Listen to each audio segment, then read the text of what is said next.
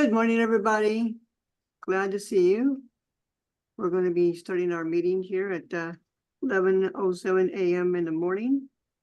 And wanted to let you guys know, you guys do have an opinion on this committee, whether they're bad or good. And please let the staff know how you feel about, so we can change some things or not change things. So for our starter on the icebreaker will be, what is your favorite bands? And we can either you can either say it on here or you can put it in chat, either way. My favorite bands would be 38 Special, Journey, ZZ Top, and Vixen. And I will go with Susan. I'm Susan Garcia. I work with the Community Health Centers of Lane County as an application assister, and my favorite band are the Beatles. Go with James next. Sure. I like to jokingly say I don't listen to music from the 21st century, being an old fart, but working, I sometimes listen to this music, and they're actually from the 90s, but I heard them recently. So my current band I like listening to is Ivy. It's a little group out of New York. So I'll pass it to Brandy. Hi, everyone. Oh, which Brandy? Brandy Strom is what I was talking. Sorry. I didn't know this too. I'm sorry. Oh, yeah. Oh, how funny. Yeah, Brandy Strom with Maslow Project here in Josephine County area. And I can't think of one off the top of my head right now. I would say I like most genres of music. I'll just be vague. But some of that like really hardcore punk rock, I can't really handle. So outside of that, I think, pretty open. But now I'll pass it to Brandy Arthur. Thank you. I'm so sorry about that. I didn't know there was two. I'm Brandy. I'm newer here to this group. I am an OS2 in OEP Central Office. I'll be helping out with this project. I don't think that I could narrow it down to just one, but I'm a big fan of Tom Petty and the Heartbreakers, and I'm a big fan of the Gaslight Anthem, but mostly rock, mostly 60s, 70s bands. Who would you like to hand it off to, Brandy?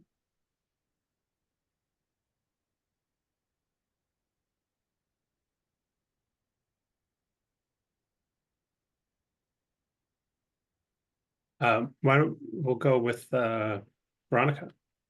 Okay.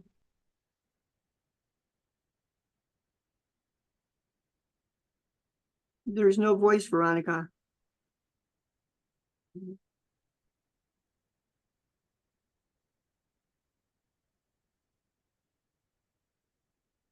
Let's go to Dion and then come back to Veronica. Hey everyone, Dion Destin. I'm executive support for our sponsor, Jillian Johnson, supporting the OIC. And I grew up like a big Metallica fan, Aerosmith, some of the grunge rock, but now I really enjoyed Revolution. It's kind of an Irie reggae sort of more chill reggae, if you will, vibe.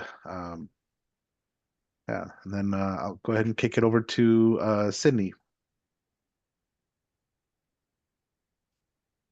This is a hard one because I have a lot of different genres that I'm into, but I'm gonna pick Camp, the band Camp, because I get to see them next month and I'm super excited about it. So I'll popcorn it off to April.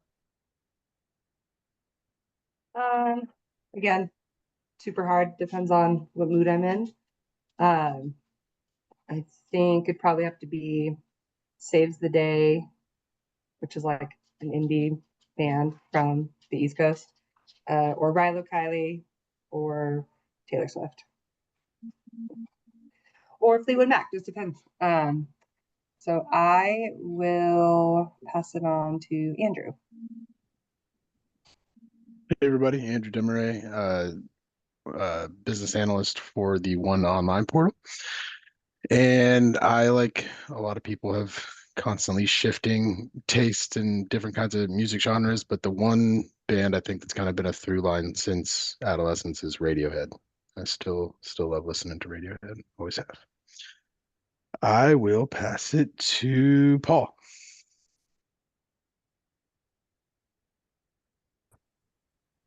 Hello, everyone. Paul Alderson with the One Technical, excuse me, One Technical Portal team. I'm a PSR4, or Public Services Representative for. Favorite band? Through and through, I have to stay with my original favorite band, which is Pink Floyd. I've had an opportunity to see Roger Waters live. I have not gotten to see David Gilmour, which is a disappointment, but someday, some way, I would love to see him play.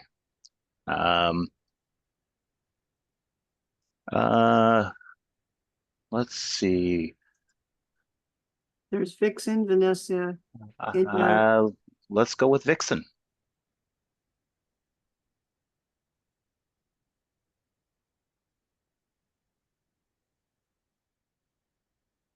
You guys hear me now? Yeah. Okay. I put in the chat, my favorite band is Vixen, but my favorite singer is Reba. Okay. And I will go to, who do we have left, Sydney? We have Vanessa and Anja, Maria. Vanessa. Okay. Hi, y'all. Actually, Dion, it's funny because Revolution is one of my favorite bands as well. I've lost how many times I've gone to see them. Now my kids, so it'd be Revolution, Sublime, and Red Hot Chili Peppers. They're always on a loop in our household. And NJ. Many of them are mentioned already, so I will pick Led Zeppelin and Heart and Maria.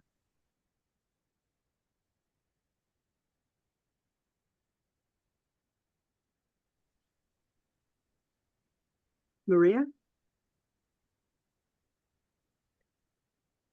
She had said she was Hi, on a phone perfect call. timing. Oh, I there just she got is. off the phone. Hi, good morning. Maria Park, Senior Program Manager, Asian Health and Service Center. Favorite band? I think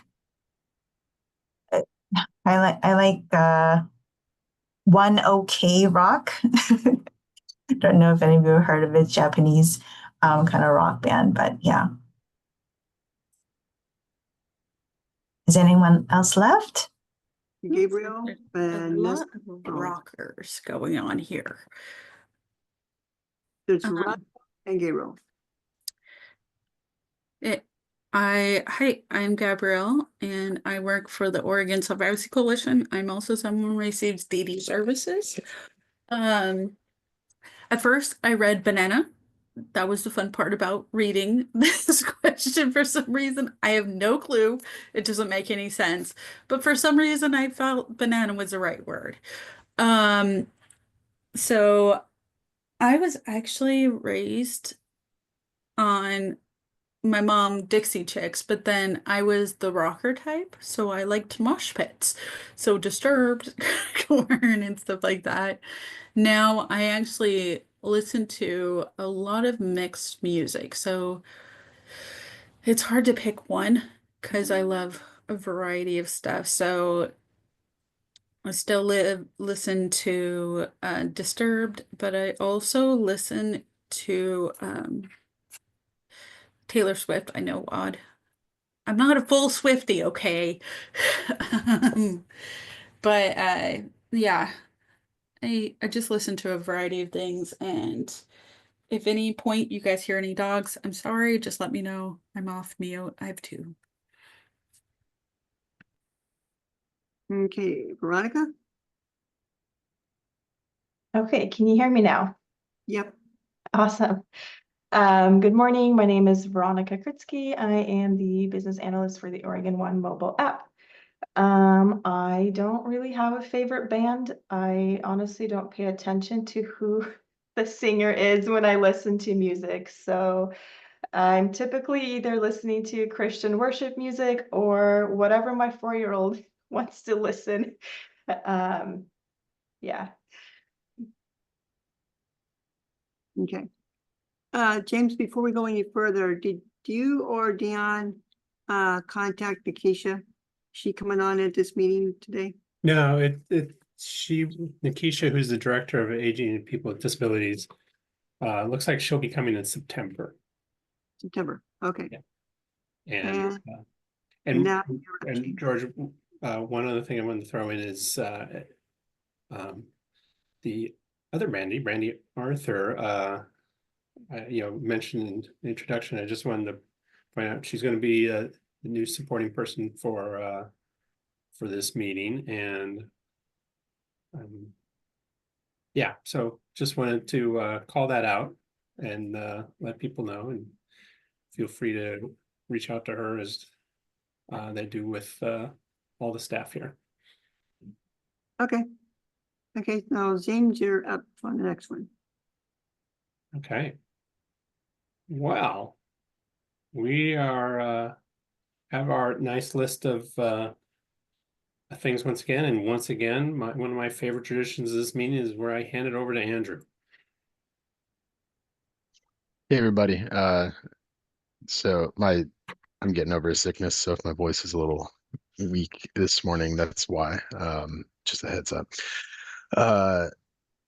So first on the recap is request 62, which was fixing the program name from from research, the program name RARE, from research to the actual name resource. So it's Resource Assistance for Rural I don't remember, rural environments, rural something. I wish we had it written out here because I don't have it. But anyway, that's gone into the build during June. So that should be in the system now. We should be seeing the accurate wording there. Request 64, asset verification system description and consent. Unfortunately, we've had to back off of this one and remove it from the build. I think it was scheduled for I think initially was scheduled for August and then moved to November, but we've had some meetings with the non-Magi policy team. And basically the implementation of this combined with the way that AP is currently, or the One Online portal is currently set up, we wouldn't have been able to provide this electronic consent to every household member. So the consent to do ABS has to be done at an individual level. And the way that the online portal is currently designed, the RFI is only viewable for the head of household. So that means if you're logging in as another household member, you don't see this RFI on the screen. And because it needs to be captured at that individual level, the head of household's unable to consent on behalf of those other household members. So, after some meetings with non-Magi, we felt it wasn't worth pursuing this if we were only going to be allowing the head of household to consent, and other household members would still have to follow either the paper version or calling in and consenting over the phone. And it would have just, in households where multiple people had to consent, it would have caused some confusion. So we made the decision to not proceed with this one. I'll jump in and say, this is the first time that we've had something pulled that we've been moving forward in. I mean, the idea came from, I think, a staff idea, but it's not a habit that we're going to be getting into. And I hope it makes some sense, since it wasn't going to work for everyone, just certain members of the household. Yeah, it was a great idea. And, maybe it's something we store in the back of our minds for the future if we update the way that the online portal is working, but just not feasible with our current design. Thanks, Veronica, for clarifying that acronym for me in the chat. Request 71. So this was actually a defect. It came to us as a request, but we determined it was the system not functioning as it's supposed to. And this is one, not asking for annual income for people 65 years or older, which is correct if the only members on the case are 65 years or older. But when we have a mixed household of individuals 65 or older and individuals under who may qualify for Magi, we need to look at the total annual income for everybody in the household. So this was fixed in the in the June 11th build. Andrew, could you explain what can you go back one? Could you explain to the new people what the asset verification system is about? Yeah, so when applying for certain non-Magi benefits, we need to look at all of the assets to an individual and potentially the assets of their spouse as well to determine if they're eligible for the programs that they potentially qualify for. So the first step of that is consenting to the state to allow to begin this process of verifying all your different assets, bank accounts, different things like that. And without this consent to start that process, we're not able to approve benefits or to even like start looking into assets to potentially approve benefits. Okay, thank you. Request 72, add a comment open text field to the unearned income page for the other income taxable and other income non-taxable income types. This went in with our July 9th build. Community partners here may have heard me speak about this in some of our CP focused meetings. This field exists in our worker portal already, and what it's commonly used for any sort of income type or income source that doesn't meet another one of our other income. So most commonly that would be paid leave Oregon. So again, to the CPs, there's been some guidance shared on how to report that using this new field, but also just in general, it helps when you're putting in this kind of nondescript income type of just other income taxable. There's a free text field to explain what kind of income that is, which should help speed up processing and avoid unnecessary pend situations. Request 90 also was determined to be a defect. So this was the update of the language from preferred CCO to CCO selection throughout the online portal. So yeah, the system referenced CCOs differently. The correspondence team wanted to use preferred CCO. The committee confirmed that we wanted to use preferred CCO for the verbiage. And the work item will go in with the November 5th build. Iconography guide, the next step. So I submitted this earlier this year to our publications team to get the iconography guide we worked on, I think starting last fall, all through, I think January was the last time, or maybe even February was the last time we talked about it. That has been submitted. It's been determined to be like a mid-level priority item. And so there's some other higher priority things that are getting processed ahead of it. It's on their radar. We don't have an actual set date of when this will be published as an official form, but that's where we're at with that. We're waiting to just waiting in line to get this made up into an official form, and we'll make sure to share that with y'all as soon as we have more info. And all that last one there is, people here should know that I sent a monthly update to our Department of Human Services Director, Fairmore Bachsharech. And so he's always appreciative, always writes back quickly, and saying that he actually presented at a conference in Detroit, the Aspen Institute, and where he people are very interested and may reach out to have questions. And on a related note, I am going to go to a conference to talk about this work. So this work is being noticed, really appreciated. And guess that we continue doing the good work, and always happy to answer questions of how this work that this committee is doing is being received. But just want to keep you in the loop about these things that are occurring. Andrew, I have a question on request 90.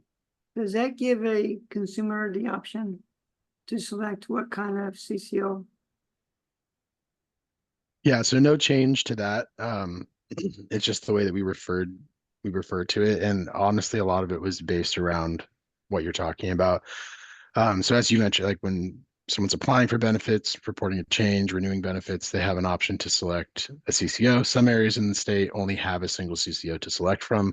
Other areas tends to, in my experience, be the metro areas, have 2 or sometimes 3 CCOs that can be chosen from. So even though we have that choice, we provide that choice due to different, variables, they may not, a user or applicant may not be given the CCO that they select. So we felt that preferred CCO was better because this is their preference. So it just kind of makes it's consistent with the actual process that's taking place. But yeah, no changes to being able to select what your preference is. Okay.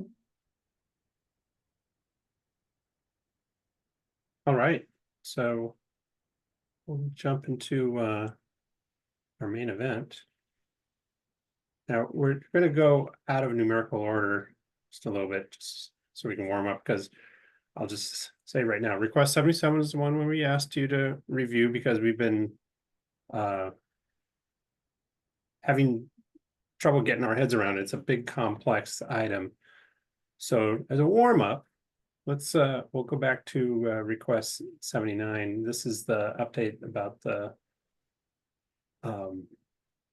how to do the wording when people need notices in different formats, whether it's Braille, whether it's a recording, large type or whatever. And so I suppose what I'm going to be doing then is switch over to our briefing sheet so you can see the screenshots. But Andrew, you want to, or Veronica, whoever's speaking to this, you want to speak to it as I bring this up?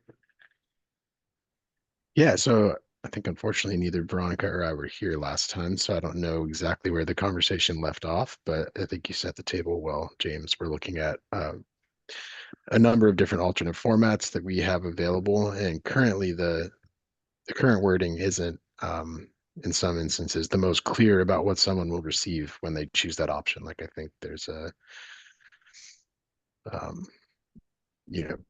need to look at him here when James gets this up, but there's the current text, for example, for like audio tape and computer disc, we're not explaining exactly what that is. Is it computer disc written materials? Is it audio materials? Text USB thumb drive versus audio USB thumb drive may be clear to some people, but we're looking at just expanding this out to be very clear about which option an individual selects is going to be the type of alternate format that they receive. So the first 2 options, large print and Braille, we felt was pretty self-explanatory, so we don't have any new suggestions there. But for all the other ones, we have some updated descriptions of what the options would be when these are selected. I'm going to roll on down so we can see some of these. And as I recall from the conversation too, that there's a question, we can really explain things out, but I remember NJ saying, do we want to put that much wording in? Can we put some of this in an info box too? So Samantha, before she ran off on vacation, like 11:30 at night, the night before, sent us these mock-ups. And so here's the first example where, here's the original items in the drop-down menu, just like you saw in that chart. But then the information that we had come up, the new wording would come up in an info box next to it. And this is how it would look on the screen. Should we discuss this, or we can just keep going through the different examples so we compare? Unfortunately, we're not going to be able to see all 3 of them at once. Of course, you all have this briefing sheet, so you can bring it up yourself, though, too. Yeah, this is more in line with some of the way we have other help texts lined out in the online portal. I think the positives on this are the actual drop-down menu. It uses less wording, is limited, less cluttered, maybe easier to make a selection. I would say the downside on this is if an individual doesn't click the help text icon or doesn't know to click the help text icon, they may not see these additional descriptions. Well, for me, Andrew, I like this option here. Mhm. It gives a consumer or a person that's doing, following application stuff to kind of give them the option of what they are in need or want. Mhm. So how do you all feel about either or of this? Now's the time to speak up to tell Andrew and James and your crew. Well, maybe we should look at the other, I think there's at least one or two other examples of potential options. So this is option one. And then option two would be adding that explanatory text to the actual drop-down menu. I think the pro and con would be kind of opposite here. The pro is that all of the information is available within the single click of the drop-down menu, but I would say the con here is it's a lot more text.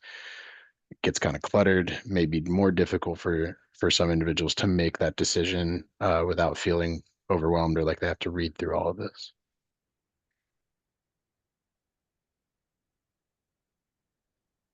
You said there's two options? I think there might be a third one. I don't know. There's three. Okay. Yeah. So let's, I guess, take a look at the third one.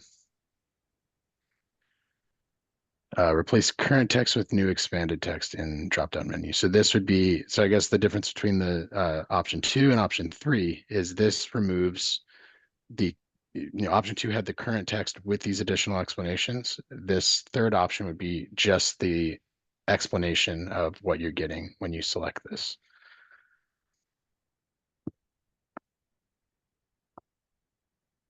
So what do you think, guys? And if you want me to go back to a different option, feel free to let me know. Maria Park says option one or two. I'm seeing option one from April.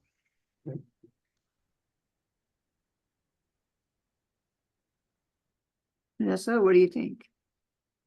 Dixon?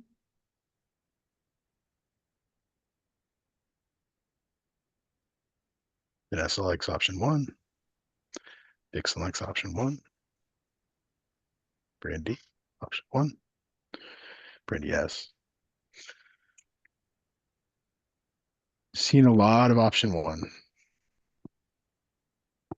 And as Andrew said, we have to have confidence that people will know if they need to, they'll click on that information box. But then again, we want to make sure and train people that is going to be an option for them.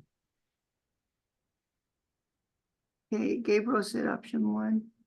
Who am I missing? Sydney? Did you vote on this? Susan? I think I see Sydney's got option one. Is there See anybody, Susan with option one. Inja. is there anybody we're missing? Any concerns with option one?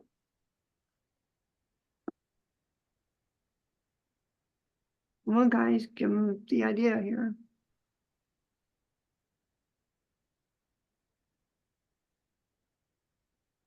I was thinking that maybe part, like the helper bot goes through some things saying like, oh, if you have any questions, click here. Do you need support with a new account? Things like that. Maybe it could say, have click on the question mark if you need, or if you have more questions about the question or something like that, to remind people that there's a question mark, and if you have more questions about the question, you should click on it, kind of thing. Mm-hmm. Don't understand a question, click on the question mark next to it. Just so people realize that it's something that's interactive, and if you don't know what something means, click on it. Yeah, that's a good suggestion. I'm gonna make a note to talk to our team that works on the chatbot to see what they might have like that or what we could add like that.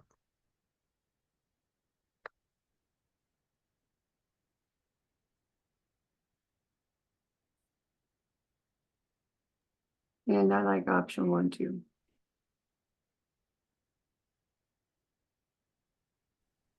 Well, that was a good suggestion, Susan. I mean, I guess we can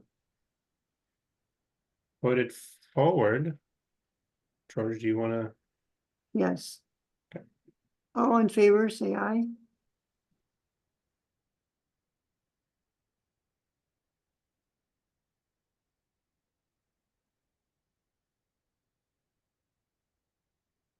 Lee Dixon said aye.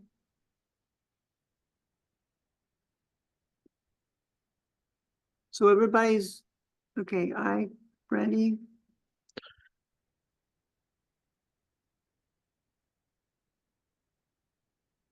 Maria, aye.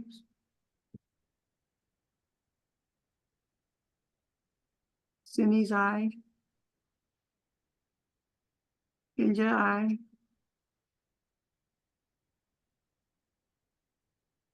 Gabriel, what about you?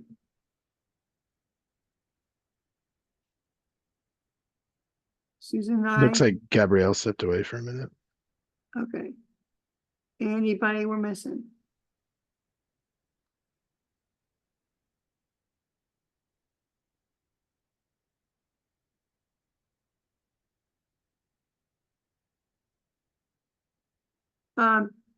Andrew, did you get the chat from Susan? Yeah. I think that's another good suggestion. Okay. So it looks like we got everybody saying aye. So I guess it will be moved on. And Andrew, you have it.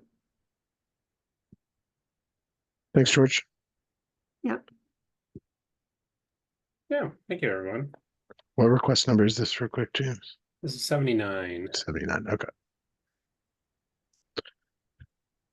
We'll consider Gabriel as an aye too. So I'm going to jump a few pages. Don't look too close to your screen here.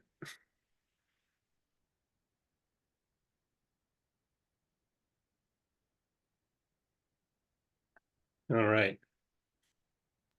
So we're moving on to 77. Yeah, Andrew. Okay, yeah. So it's request 77. I think we've talked about a couple of different times here. And my understanding of where this was left last month is we asked assigned a little bit of homework for folks to take a look at this and to come with any ideas we have about well, the overall idea here is what can we do to simplify this process of removing someone from the household, indicating that they're temporarily away or that they're only living there part-time. We have a lot of different options. And I think two things here is, when we first talked about this, we didn't have a great understanding of what all these options meant. So in this briefing sheet, I went through and tried to provide some descriptions of what each of these options would do. So that might help clarify. I don't know if we want to explore making any changes to those. And then another thing we had talked about, which we can make, it's kind of a second part of this conversation, is what can we do to this household information screen to make the layout of it clear? Like, what household member are we talking about removing here? What household member does this apply to? Things like that. So I'll pause there. I don't know if anybody has any feedback that they thought of after looking at this since last meeting.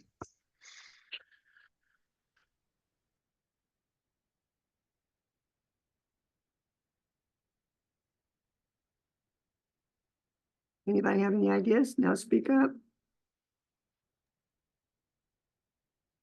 Vanessa, Vixen, Sydney, Susan. Andrew, can you kind of refresh our memory what we had discussed about last time? Any feedback that we discussed about last time? So yeah, I wasn't here last time, but Okay. so I don't know exactly where the conversation went, but what I guess to start with this first one that we're looking at, no temporarily away. When someone selects that about a household member and saying they're not living with them, it gives you all of these options in this box here. And you have to select one of these to indicate why they're not currently living with you, but it's only a temporary thing. You know, like, so for example, rules of shelter, that was when we very first talked about this. Everyone was confused about what rules of shelter meant. And it basically allows an individual to remain part of a household even when they're away for 30 to 60 days based on the rules or regulations of a shelter that they're staying in. It could be a domestic violence shelter, drug and alcohol treatment facility, something like that. So I think, and this may be difficult with like the limited amount of space that we have, but I think the original idea of this is like, are there ways we could reword, again, I'll just use rules of shelter as an example, reword that to make it more clear what somebody should select when they're saying that someone's temporarily away from their house. And it could be that this is just like a sticky part of the application that is it's asking a lot with a very little amount of space. So you know, there may not be a way that we could do that. One option would be looking more at the help text sort of approach that we did with like the last work item. Does it make more sense to explain within the help text what each of these options means?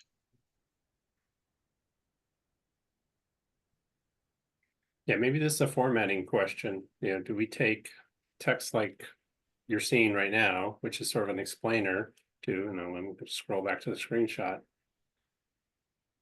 that shows in this particular scenario, when you're answering no, temporarily away, you know, an explainer for all these different options. And I'm assuming that these options are required for various eligibility rules. You know, we don't ask these questions for our health. That's correct. Yeah, depending on the program that they're applying for, they may, someone who's away part-time or away temporarily may still qualify to be part of the household and receive benefits with the household. Or they may not. Yeah, basically it's influencing eligibility questions later on in the application.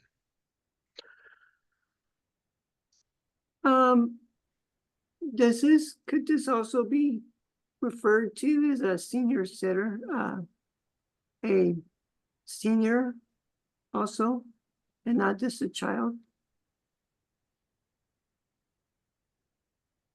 Or does it just has to only has to be concentrated on the child? I think the specific questions here that refer to a child are specific to a child.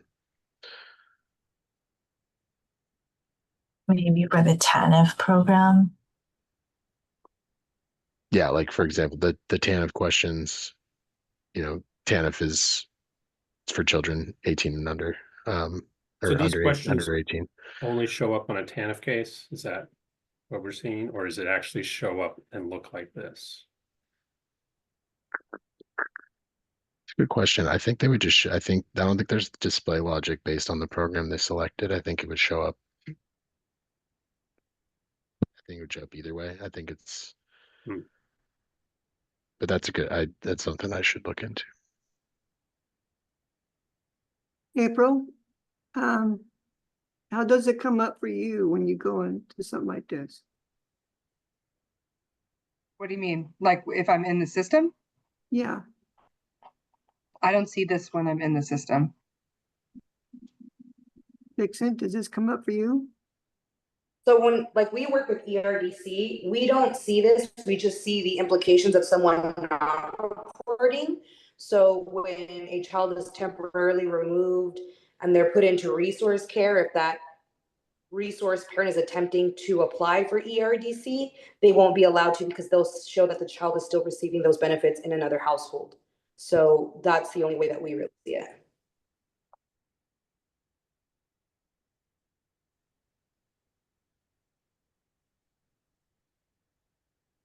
I have a quick question. You know where it says why is Wari listed on this case? Is the question, is that I'm wondering if the question is why is Wari temporarily away? That's not the question, is it?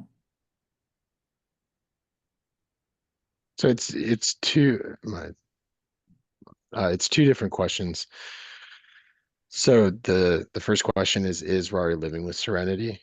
And based on which one of these options, like if yes is selected, there's no further questions that are asked. But based on yes part-time, no temporarily away, or no is when these extra questions come up. And the reason we're asking why is this person listed on this case is because it's trying to get to the idea of like, should this person just be removed from the case? Like, do they belong on this case essentially? So like if, you know,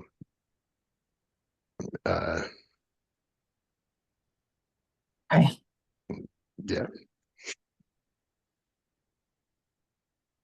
Andrew, George.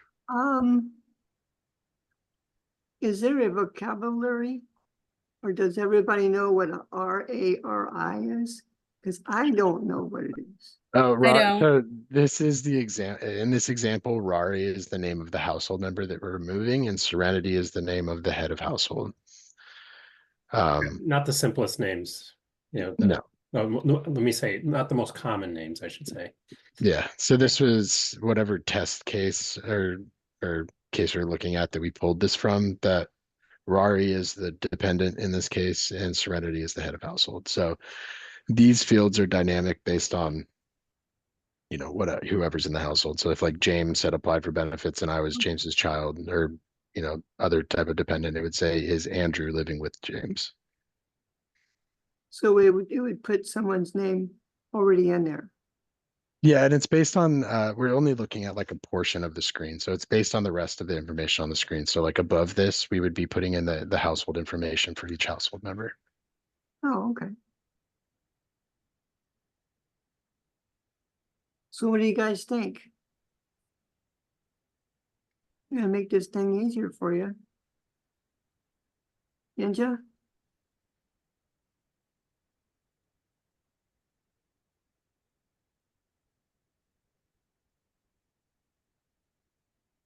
I don't have any question. I'm just trying to like follow along because and with the population I help with, I don't know, this wasn't really concerning to me, but maybe I'm missing something. So I'm just trying to focus to see like understand what the purpose of this. Like we are trying to remove household member. And yeah. So I will just listen and see. Yeah, alone. Maybe it might help if we take a look at like this second part of this that I mentioned. I think when we first brought this up, I want to say it was Susan that pointed out that sometimes it's not always clear like who you're even answering a question for. So we have a couple of layout proposal changes. So James, if you can scroll down to those, I think maybe answering those questions first will kind of let's see. help frame this. I think it's even farther down. Yeah. Okay.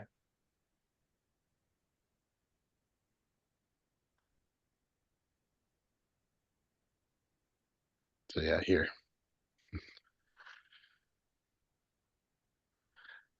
So a lot of this occurs I think some of the issue occurs here with like the way the page is laid out and these in particular these page breaks that happen. So we can see in this first screenshot that we're looking at here, this current design, there's a page, it says household member 1 of 2, and then there's like a gray thin like page break there, and that has all of that household members information below.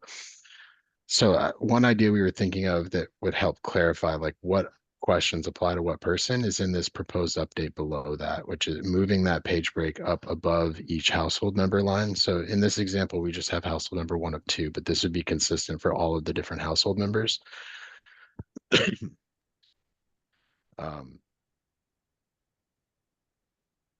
Yeah, so keep scrolling a little bit. So we can see now like that page break would clearly indicate like everything after this line break here applies to household member 1 of 2. And then if you scroll down a little bit more, this is what it would look like for household number 2. So the upper screenshot here is what it currently looks like. And this kind of highlights a little bit more what some of the issue is because the upper section here that we're looking at, like what is Serenity sex, is Serenity a migrant or seasonal farm worker, that all applies to the first household member, but the title household member 2 of 2 kind of, and the option to remove that member is kind of contained within that same section. So visually it's not super clear. In this proposed update, again, moving that line break above household member 2 along with that remove member option, just kind of makes it more clear, I think, of like what household member all of this information kind of pertains to. On the right side here of this second proposed update here, we have options of what we could change the button to remove a household member. Like currently it's just a blue hyperlink and it doesn't specify what household member you're removing. We could make it more of a button, like some of the other, but like the add household member is a button, like the blue box button. And we could also have it indicate specifically what household member we're going to be removing. So I kind of threw a lot there, but I do think it was Susan who initially brought this up. I'll pause for any feedback either from Susan or from anybody else if this kind of helps at least start to clarify this page a little bit.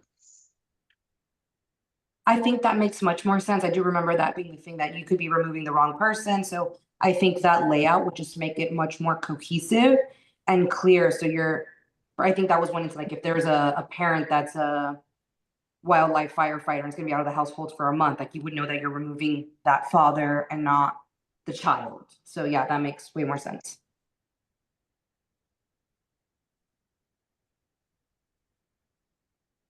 What does other people think?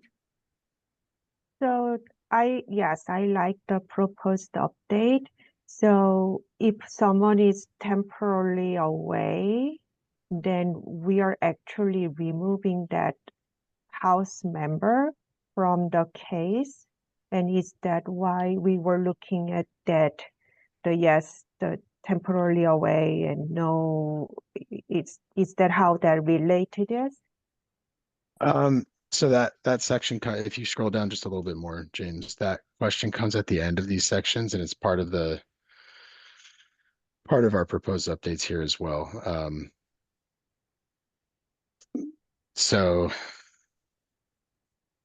I guess in my mind, containing all of the information about a household within like the same like page breaks makes it more clear exactly who we're asking these questions about. And if someone isn't actually intending to remove someone from the case, it makes it easier to do that. But to answer your question, saying that no, someone's temporarily away doesn't remove them from the case, it doesn't necessarily. But there may be reasons that someone who's temporarily away wants to be left on the case. There may be reasons that, oh no, we should actually remove that person from the case. So yeah, I guess I thought that looking at the whole page layout would maybe kind of help clarify where in the process we're asking this question. So we've added this person to the case, or we've left them on the case for example, in like a renewal or a change that's been reported. And then we're asking, are they living with the person? And if they're not living with the person full time, is there a reason that you're leaving them on this case?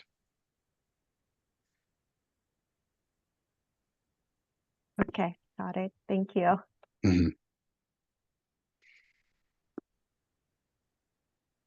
Does anybody else have questions about this? Or concerns?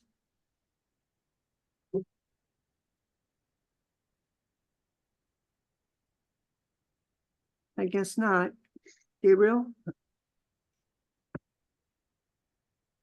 Gabriel? No, Okay. no. I think if I'm processing, it just takes sorry. a little longer. I think if possible, if people feel good about these proposed updates, to kind of help start clarifying the question, the layout of this page, maybe we vote on this if we want to move this forward, and then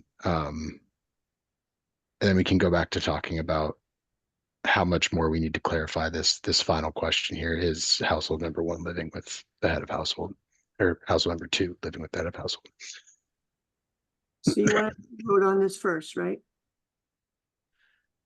I'm not hearing a lot of opposition to it. I'm here. It sounds like people support it and think it's a good idea from the folks I've heard from.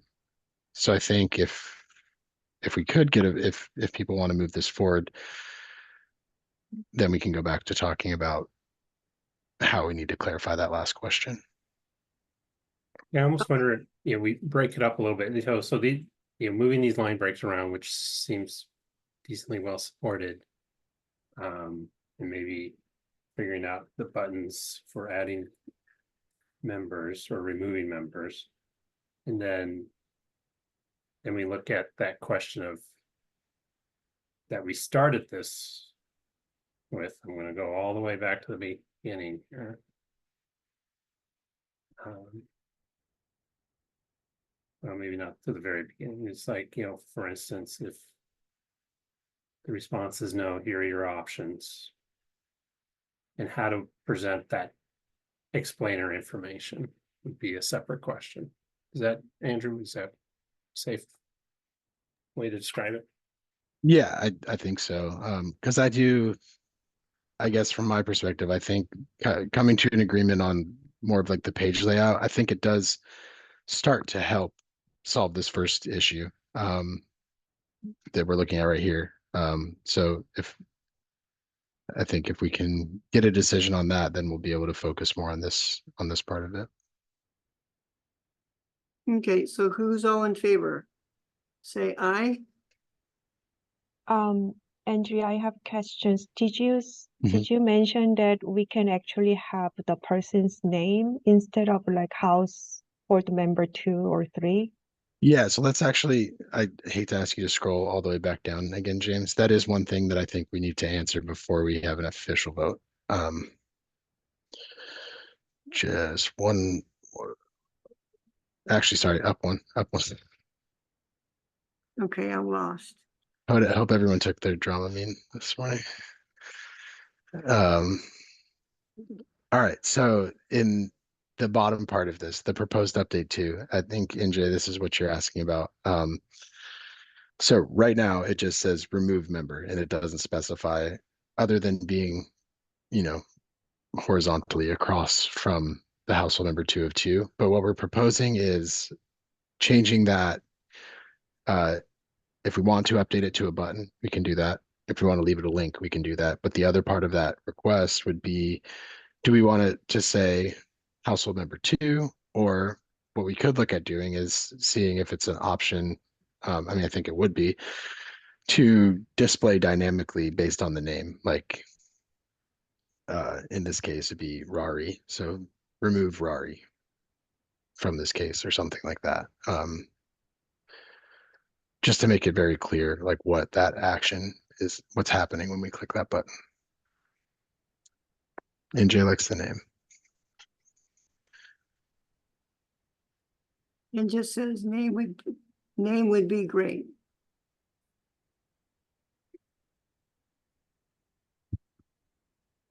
And then the other part of this question is, do we like it as it is, like a link, or kind of what I think would be more consistent with some of the other functions in the system, a button, remove member 2, like a blue button, a blue box button like that. Vanessa says dynamic view. Susan says, I think it should be button just like adding a member. So I got Gabriel's eye, Brandy's eye,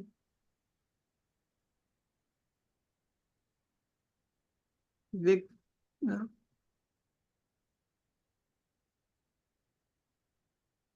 Vixen's and I.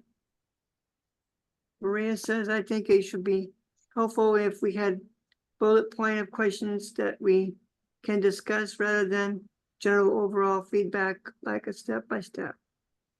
So for the question right now, we're saying I too is if we want to have a button or a link, and do we want a name or just a member number? Is that what the question is? Let me type something out real quick. Sorry, we went from like that, like, you know, temporary waiting to this, and so I'm confused.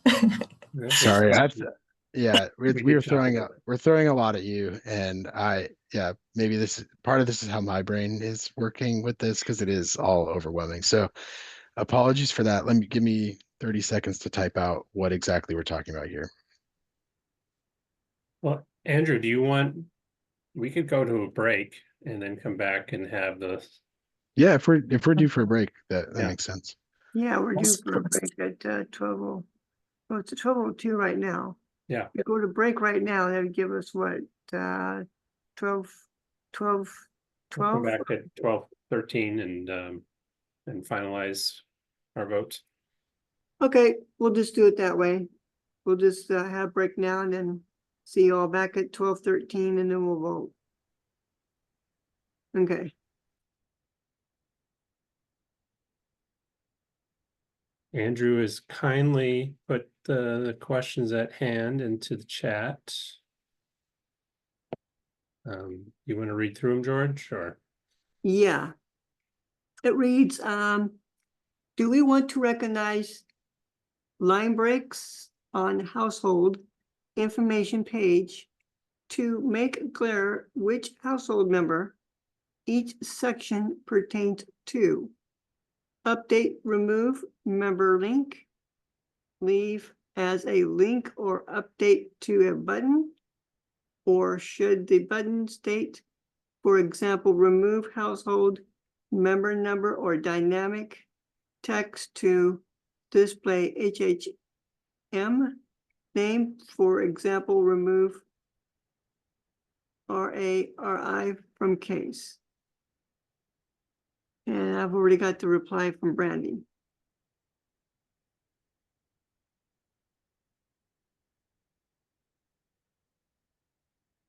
Now would be the time to speak.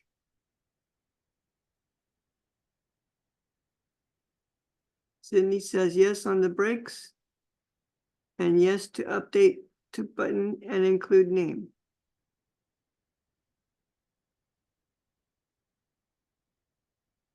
Same with Sydney. Anja has voted that the same way.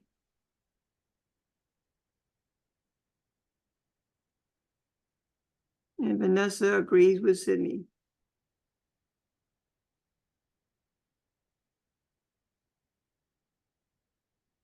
Gabriel says yes too. Anybody that we're missing? What about Vixen?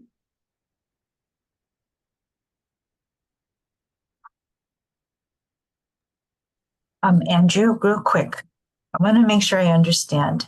I'm assuming this is what happens when we want to try to report a change, and like a household member change maybe, and then they're kind of reporting like that like maybe we add somebody, or we're trying to remove somebody. Is this that section? Yeah, so it happens like you mentioned in report a change, but also in a new application or when we apply. So that's just a main part of the application. There's a chance when reporting a change that you wouldn't go to this screen if it's not something you're reporting a change about. Like if you're only reporting a change in income, it puts you in a later part of the application. But yeah, it could come up in any of those instances. I guess the only reason why I was concerned was about the removing member part. Like I'm assuming that's usually when we're trying to report a change. That's what I was thinking. Or like maybe we're renewing or something, right? And then because I'm hesitant to like remove members. So it would just be like if, like, let's say for example, if they moved somewhere, or I'm assuming that OHP would determine like, when we would need to remove that person if it was only temporarily away, let's say, or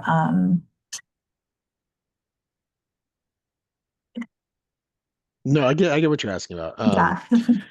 So first thing, this isn't introducing anything new. It's already available for a user or a community partner to remove somebody from the case in any of those circumstances. It's just not, it just says remove member. It doesn't like specify um, what member you would be removing. And it also shows up as like a blue link. It looks like a hyperlink, which is kind of confusing when the add member button is a blue button.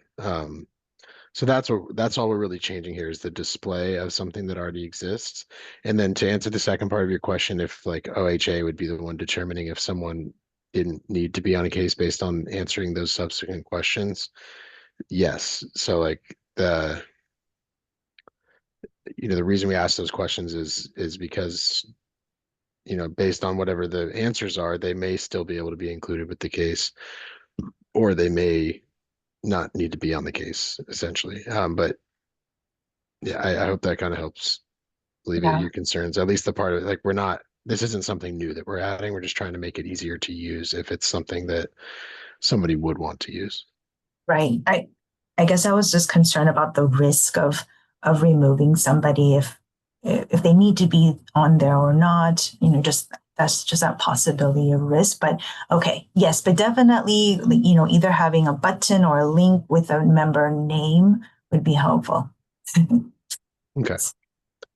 Yeah, Yeah, so I think I personally think updating it to a button makes more sense. And if we can be specific about who it applies to, I think it makes it easier to use. One thing I do want to say is the idea of making it dynamic text, I think, is a great one to display the person's name. I feel like Deloitte should hopefully be able to figure out how to do that for us, but there's a chance they say that the button can't be made into dynamic text, at which point I would look at, putting the household member number on there. But that's just something I don't want to promise because I'm not, having worked with Deloitte, they sometimes have limitations about how they can display certain things. But I think that trying for the dynamic text is a good starting point. So the two yes or no decisions I need from Vixen and April.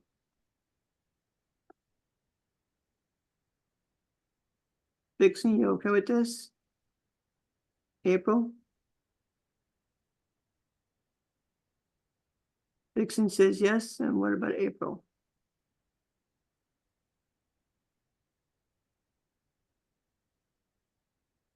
April. May still be on a break or something. Okay, so Maria, is your vote a yes?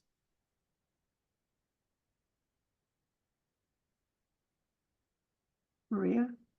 Oh, yes. Okay. Well, we got a lot of yeses. I don't know where April's gone to, but Andrew, you've got your vote. Great. So yeah, I do think getting that clarified is going to help some with how the functions of this page work, but we still want to have a conversation about the yes part-time, no temporary away, and no. In terms of like agenda, do we have time to keep that conversation going right now, or do we need to move that to next month? Without seeing the agenda, I don't know how much more we have. We have 3 brand new requests to this group that we can discuss.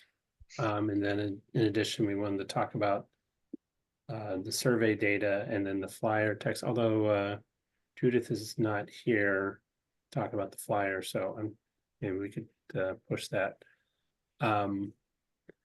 So Well, let's give it another 10 minutes. Okay.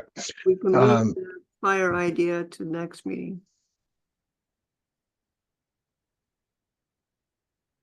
Go ahead, Andrew. Okay. So kind of one thing I had seen from I think Susan put it in the chat and that we had talked a little bit about is maybe moving some of these descriptions that we had to the help text question mark icon rather than trying to reword what's currently on the screen. So that would be probably the kind of well, maybe not most direct, but like the easiest way to update this without changing too much of what's already on the screen and having some of these descriptions. And I would want to, this just as a heads up, these descriptions are things that I pulled from policy documents and things like that. So I would want to run this by policy to make sure that this is all accurate as to exactly what's happening. I'm confident that it is, but before putting it on the actual screen, I would just run it by our policy folks to make sure that this all makes sense. So that's one option.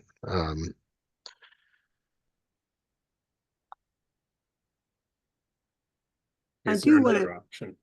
Oh, sorry, George. Go ahead. Andrew, I do see if you go back up.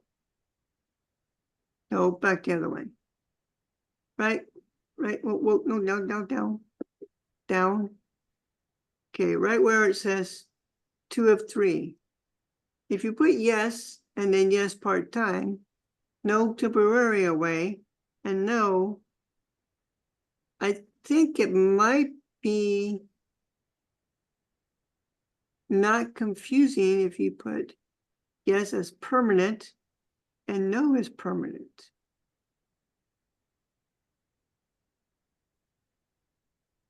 I worry about that because it may not be permanent, like Okay. yes, they're currently living with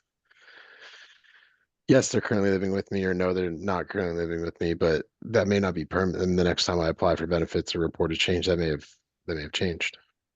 So Okay.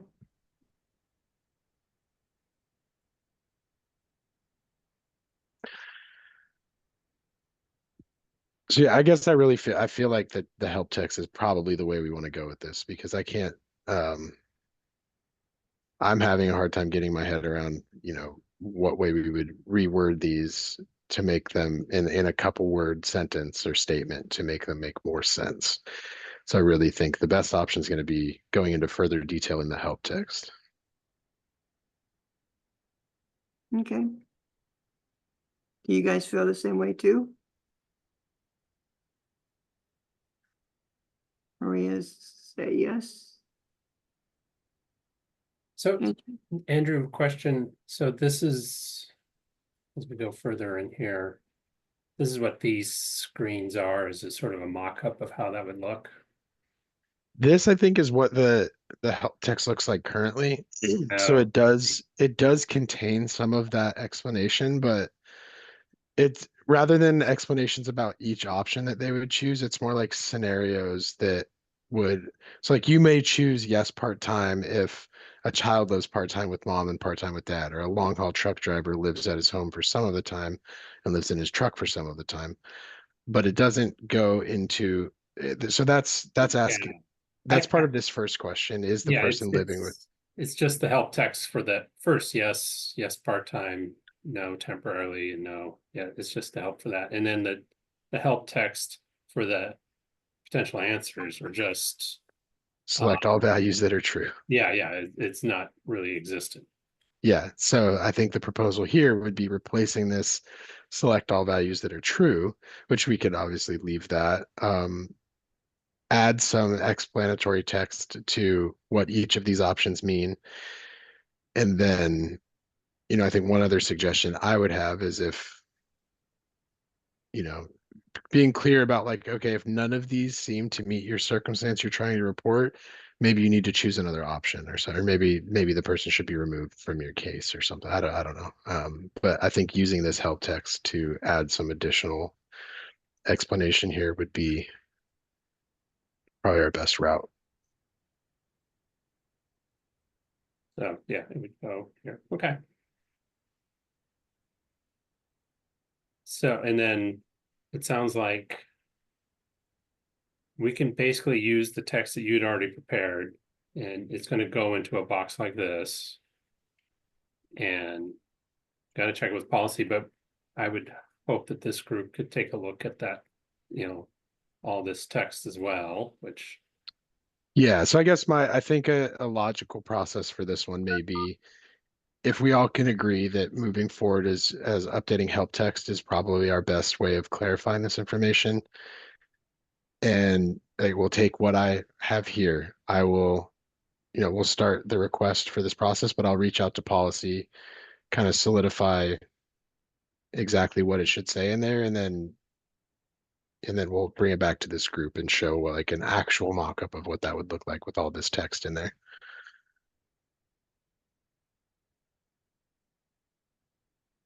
Well, group, what do you think?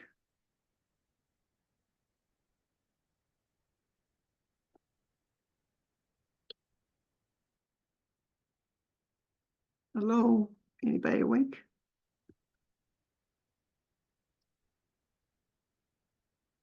Brandy said yes. April said yes. Cindy said yes. Gabriel, yes. NJ, yes. Pretty much you've got Vixen said yes. So Andrew, do what you need to do. You're on Okay, the so yeah, my bad. What I'll be doing with this one, we're gonna submit the part about page breaks and updating the remove member button. I'm going to staff with policy updating the help text, and we'll bring that part back at our next meeting with, what's been approved by policy or confirmed by policy and what that actual change will look like. And then we'll have a final vote on this one if we all feel good about what it's looking like. Vanessa, you agree to? And hopefully a much shorter discussion about it next time, because it'll be a little bit more streamlined of what we're actually going for. Okay. I don't see Vanessa anywhere. Okay. Cool. I think we're All good to right. move on from this one. Yeah, nice work, Andrew. Thanks for leading that discussion. So we have a few things to still in this meeting, including 3 new requests that have been put together. I think at best we'll have time to talk about one of them before moving on to some of the other final things. But I'll just go ahead and share the briefing sheet at this spot. And I forget if it's Andrew or Veronica that is going to talk about request 80.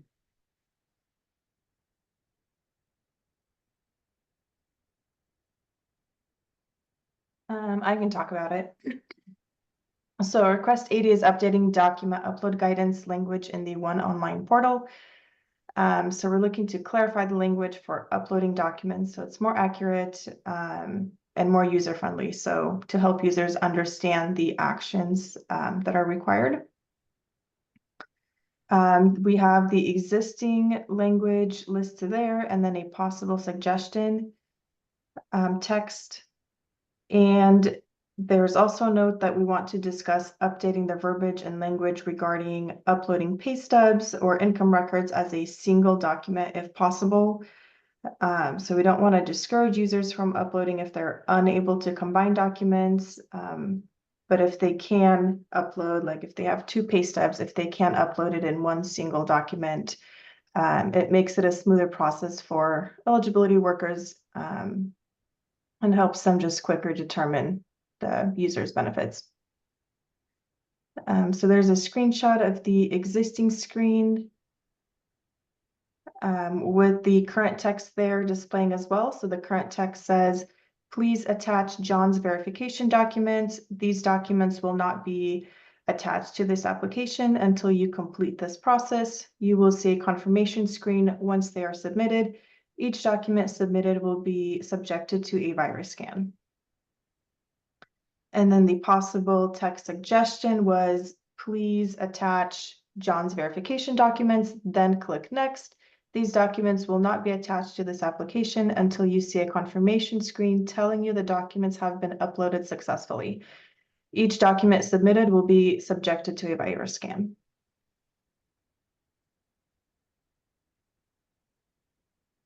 So what do you want from us? Sort of a small change, but just trying to clarify the wording around this, I guess, is something that we've run into.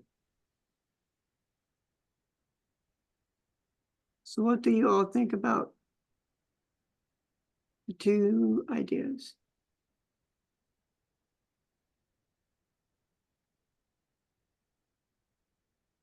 Wait, Veronica, can you speak to where this came from, this issue?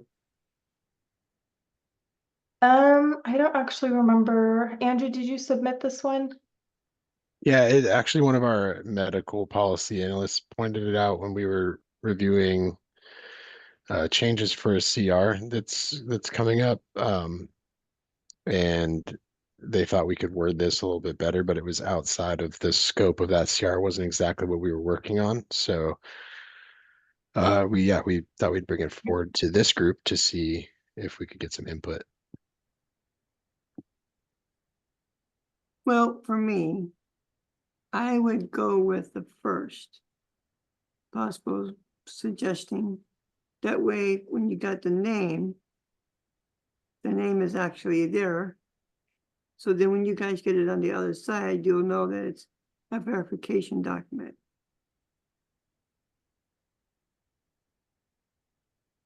Yeah, yeah, I don't know if anyone here is experienced with this document verification procedure, or maybe you've done it so much now you don't even think about the wording, but I think the possible suggestions a lot more clear. I think what's weird is please attach verification documents, and then these will not be attached until this application. So that I understand why they're saying it's weird. So the possible suggestion just is far more clear on whose documents you're attaching and the process that it needs to follow in order to, that it won't be done until you see that confirmation. So yeah, possible suggestions just way more clear.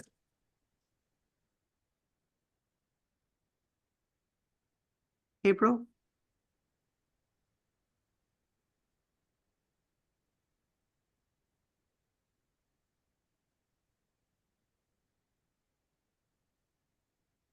Maria, Vixen? So are you wanting us to also add verbiage about trying to do it in one document? Yes, so we wanted to discuss the option of updating the verbiage to include instructions, to include multiple income verification documents as one document when possible. So I think the one concern here that I'll bring forth that kind of mentions it in the last part of this is like, does that lead to discouraging people from uploading something if they can't figure out how to combine their documents? Like I have 3 different pay stubs. I don't know how to merge them into a single document. I'm just not going to submit anything now because it sounds like we don't want to make it sound like they can't do that. While it is easier on our worker side if we get everything as one. We try to avoid doing anything that would discourage people from proceeding with an application because of technical barriers or anything like that.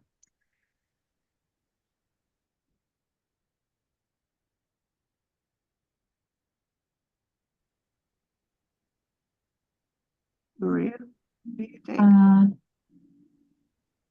Are we able to separate the last sentence? I mean, I think the possible suggestion's okay, but if we're able to maybe make a little side note or something, I kind of feel like some people may not understand what that even means, but yeah, that might also be another discouragement. yeah, do we need to say that? I was going to ask same thing.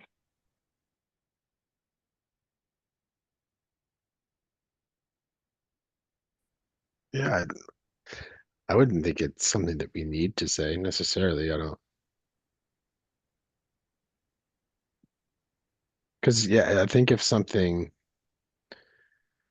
comes back as corrupted, there's like an error that displays for that. Like you're not able to upload this file. So I'm not sure it needs to be stated explicitly that we're doing that because they would just get an error anyway.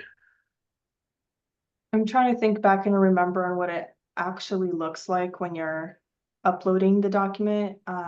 I feel like there might be like a spinny thing and it says like checking or scanning the document for viruses before it like goes to a check mark attached or successful or whatever.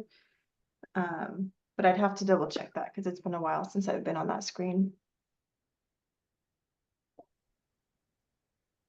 So April, what do you think? I agree removing the virus scan because I feel like most people won't be concerned with what the government has to do to make sure that their documents aren't corrupt. But if you guys want people to upload them individually, or sorry, all together, or I don't know, it may just be also helpful to say, I don't know if this is true. You know, if you have separate documents, they will each need to go through this process one by one. Assuming that's true, I don't know. But I don't think the majority of people have the technological access or ability to combine all of their pay stubs. They're going to be taking photos anyways, right? Like they're not turning it into a PDF. They're not downloading Cam Scanner. So Yeah, I think most of the time you'd be right. If it's not already been provided to them as a PDF from their employer, that probably not. I would say most people probably are just taking a picture of their paper pay stub. Or a screenshot, right? On their phone. Some people don't have computers. Mm-hmm. Hey, now they can do this from the phone too, right? Yeah.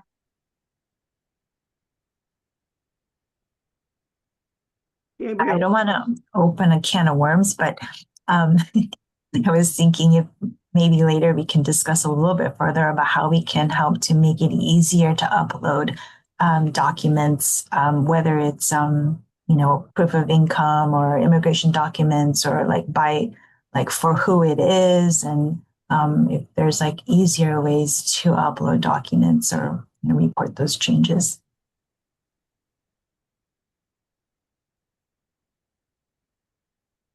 Well, that's a can of worms, but we can do that at some point. Yeah, I think it's a good. I think we would need to start with we need to have a starting place because like you said, it's a can of worms. But if you have ideas or if you've heard of ideas from someone else that could be submitted as a suggestion, it's always hard for me to think about like making it. I find the current process to be pretty straightforward and easy. That said, I am very confident with computers. I work with computers every day. I work with phones every day. So I think I'm biased in that sense. So I don't. To me, it's hard to get around what like might be easier than the current process. Not to say that there's not an easier process. So I think it's a good thing to brainstorm on what we could do to make it simpler.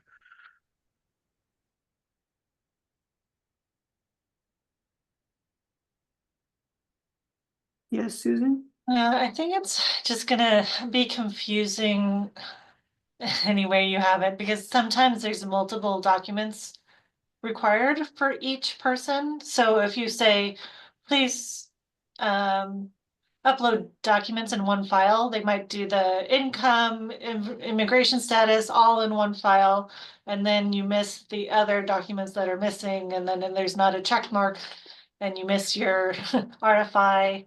It's just, I mean, if they have it in one file, they're gonna upload it in one file. I know it has to do with the new software that extracts the income information from the pay stubs to help the worker. But if they already have it that way, that's the way you're gonna get it.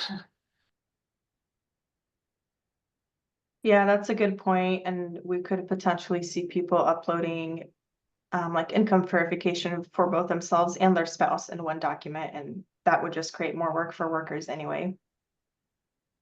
So Veronica, do you want to vote today or at next meeting? I think we were just introducing this one, and we do have some homework to take back on to check if we can remove that sentence with the virus scan. So we might be at a good spot to come back to it next week, unless the group thinks that we are ready for a vote. So guys, what do you think? Do you want to vote on this or tackle it next meeting in August?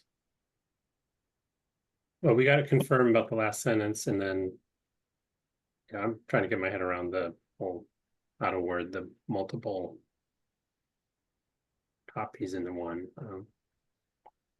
Okay, because we got 15 more minutes. Yeah. Next time, George. Yeah, I know the decision isn't up to me. I would really be leaning away for, I think the group has made a lot of good points about why we would not want to ask them to try and combine documents. I feel like we should not do that personally. I haven't heard a lot of like support as to why that would be a good idea. And then, yeah, I think we do need to, I think Veronica and I are, I feel like a little behind the ball always with 100% agreeing to remove things because we both have come into the system and weren't here when it was like first designed necessarily. So there may be a reason that we had to include this statement about virus scanning. In my mind, I think there's no reason we need to have it, but I think before we make a final decision on that, we should probably get an answer. Okay, well, I got a reference from Vixen. Yeah, I have a hard time doing it for them. I just label the attachments. So do you want to table this for next time's meeting in August? Maria says yes. Anybody else?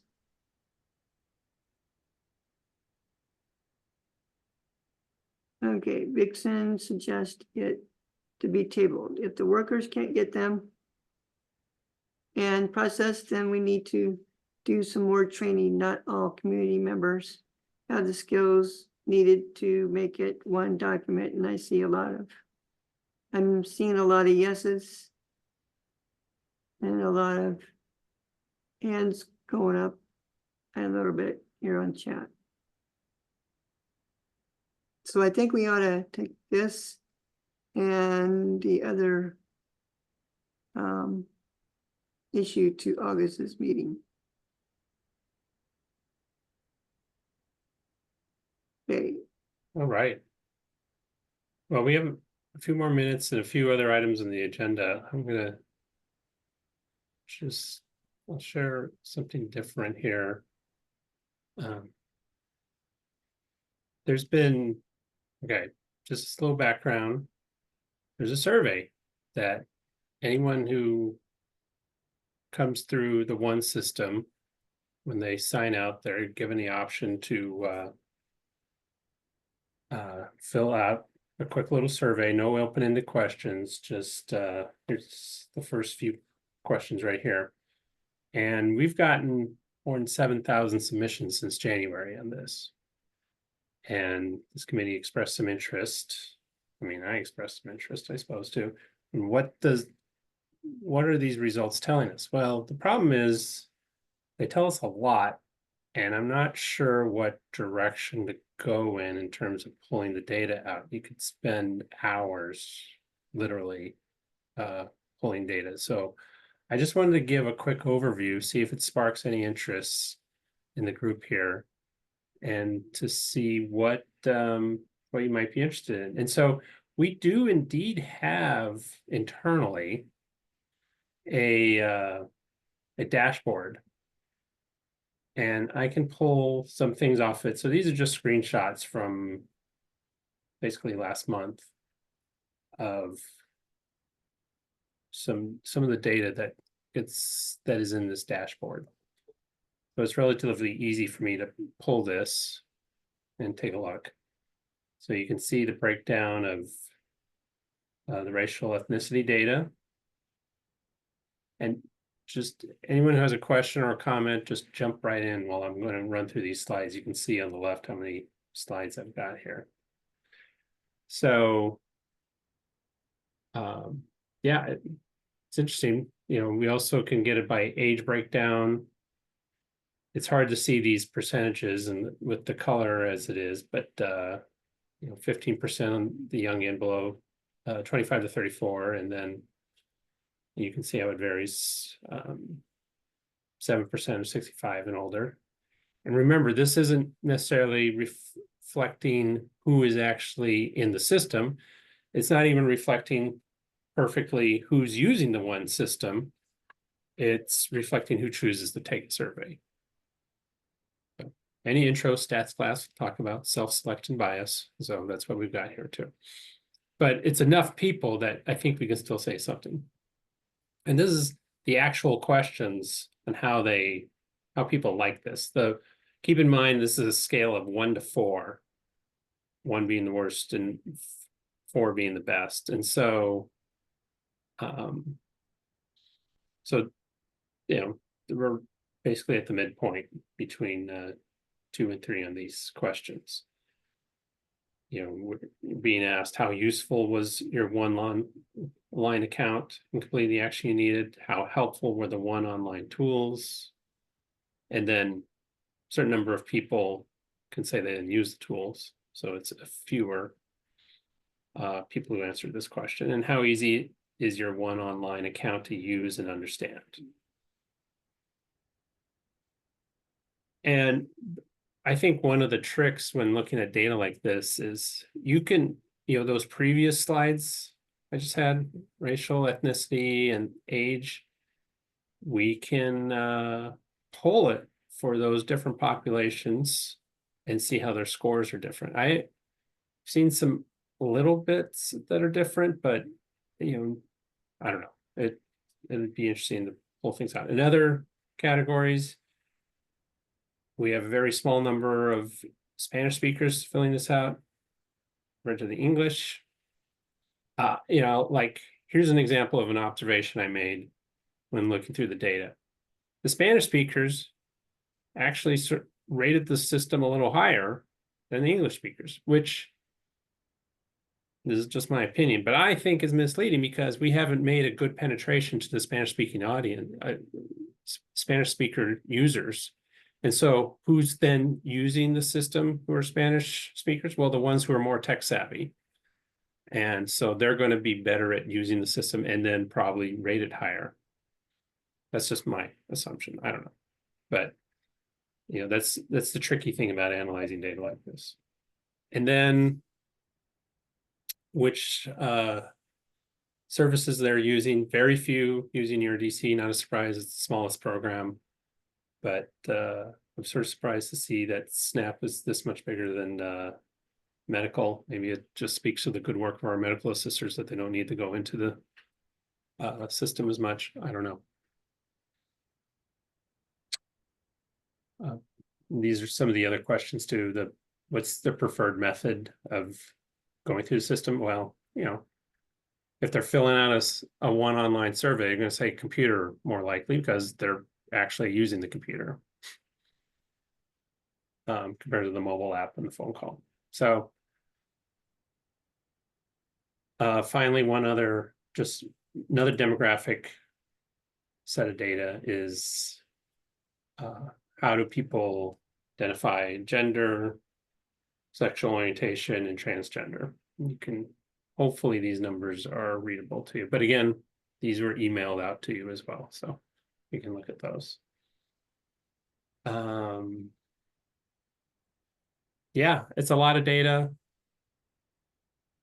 You know, we could just make a timeline of different responses or how the numbers change over time. You know, I don't know. Any thoughts after this input, Dom? My biggest thought is just seeing how the scores change, and if there's anything, and if it's specific to certain areas, and are the changes that we've made applied a positive change? Does it stay the same? Has it dropped down? Like, is the work that we're doing reflecting reflective to the surveys, either positive or negative? And I actually have to jump off, but I geek out over data, so I would love to see how this would either help us, or if we have to hide it. No, I'm just kidding. How we can, or we can just do better or improve in certain areas. And thanks, everybody. And I know Vanessa's jumping off, but that was actually part of the reason looking through this is Director Fairboards was asking, hey, are we seeing changes in customer response, ratings on the system due to the changes that this committee is making? And that's difficult to say because there's so many other factors that are baked in, but yeah.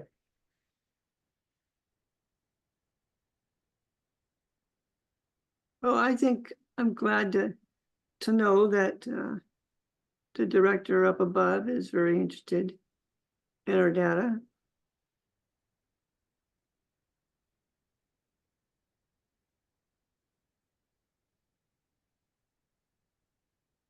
If you have any particular requests over things, what you're curious about, maybe there's a population you serve, I could pull that data out too. So or different ways to present it. And I see April, yeah, if we just make a time chart noting some significant changes and then seeing that. I mean, it's tricky because, like a big deal change that we do, it may affect several thousand people, and then there's 1.5 million people in the system though too. So so maybe a small blip.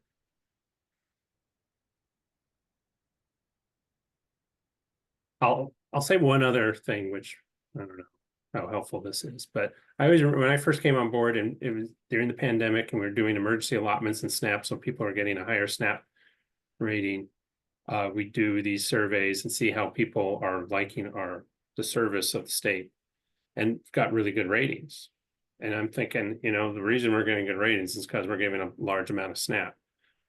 And as soon as those emergency allotments, the SNAP amounts went down, sure enough, the ratings for service went down too. So sometimes it's things like that.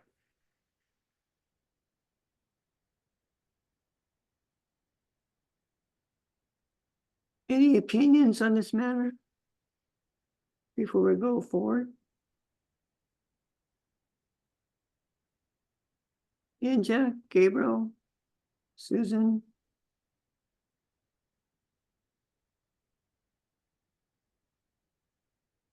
Maria?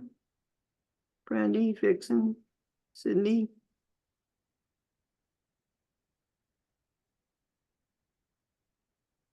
April says, I think tracking over time, perhaps quarter by quarter, would be helpful. Could note what changes we're actually implementing. That's a good idea.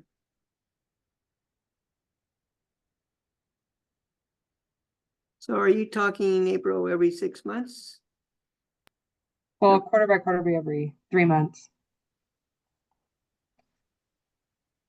You could probably And then if we monthly. overlay that with whatever changes were actually made from our group.